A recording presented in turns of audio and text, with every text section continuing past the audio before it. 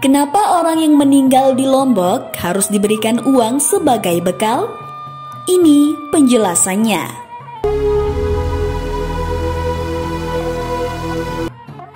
Sebelum Islam datang ke Lombok pada sekitar tahun 1545, orang Sasak disebut-sebut telah memiliki agama sendiri.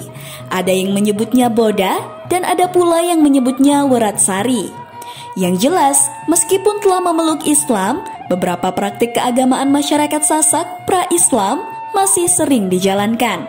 Bahkan, praktik itu kadang berbaur dengan Islam itu sendiri. Salah satunya adalah bekal kubur. Di masyarakat Sasak, dikenal 3 proses kehidupan manusia, yaitu kelahiran, pernikahan, dan kematian. Masing-masing proses itu mengenal upacaranya sendiri. Dalam bekal kubur adalah salah satu prosesi yang ada di upacara kematian.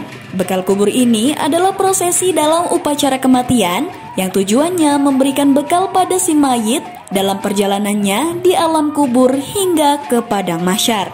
Dalam buku sejarah sosial Islam di Lombok tahun 1740 sampai dengan 1935 karya Jamaluddin disebutkan, prosesi bekal kubur dimulai dengan pertama-tama, jika ada orang yang meninggal dunia, maka sesegera dipanggilkan kiai untuk mentakbirkan dan memberikan air pemaran. Tujuannya adalah untuk memensahkan kematian orang yang meninggal tadi. Setelah selesai dimandikan dan dikafankan, di sebelah mayat diletakkan api perdupaan yang kemenyannya terbuat dari gula merah dan menir. Selain itu, di dekat perdupaan tersebut diletakkan 1 porsi makanan, terdiri dari nasi, lauk pauk, dan sayur mayur. Nasi tersebut diganti setiap waktu sesuai dengan jadwal makan, dan pada hari kematiannya, nasi diganti berkali-kali. Masyarakat Sasak percaya, pada hari ke-9, roh orang yang meninggal baru meninggalkan rumah, sehingga roh tersebut memerlukan makanan. Tanda sebagai selesainya roh makan adalah matinya api perdupaan. Selain itu, keluarga yang ditinggalkan disarankan untuk menyembelih sapi, kerbau, dan ayam.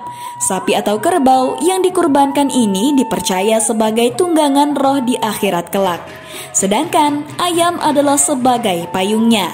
Pada saat pembuatan keranda, pihak keluarga harus menyediakan andang-andang yang terdiri dari lintingan sirih yang digulung dengan kapur di bagian dalamnya, rokok, dan uang kepeng masing-masing 9 keping. Hal ini dimaksudkan agar kerandanya tidak rabun. Selanjutnya, pada saat pemakaman, di dekat kuburnya disediakan kepeng sebagai bekalnya dalam perjalanan. Dalam kepercayaan masyarakat Sasak, kepeng itu akan digunakan untuk berbelanja di padang mahsyar dalam perjalanannya menuju tempat terakhir menghadap Allah. Setelah proses penguburan selesai, masih terdapat beberapa tradisi yang mesti dijalankan oleh keluarga yang ditinggalkan. Tradisi itu antara lain nelung atau 3 harian, mitu 7 hari, nyiwa 9 hari, matang dasa 40 hari, nyatus 100 hari, nanun 500, nyanga 900, dan nyiu 1000. Menurut Jamaluddin, tradisi semacam ini sebelumnya dalam masyarakat Sasak tidak dikenal. Kemungkinan tradisi itu datang bersamaan dengan masuknya Islam di Lombok. Karena di beberapa tempat di belahan dunia, tradisi semacam ini masih tetap dipertahankan, seperti di Yaman dan Mesir. Kemungkinan tradisi ini dibawa oleh Syarif yang datang ke Nusantara, masuk di Jawa yang kemudian diteruskan ke Lombok oleh pembawa Islam awal. Demikian sedikit pembahasan mengenai tradisi bekal kubur. Kalau di tempat tinggal sahabat Infonusa masih sering menemukan tidak tradisi bekal kubur? Kalau masih, atau mungkin ada pendapat lain? Tulis di kolom komentar ya.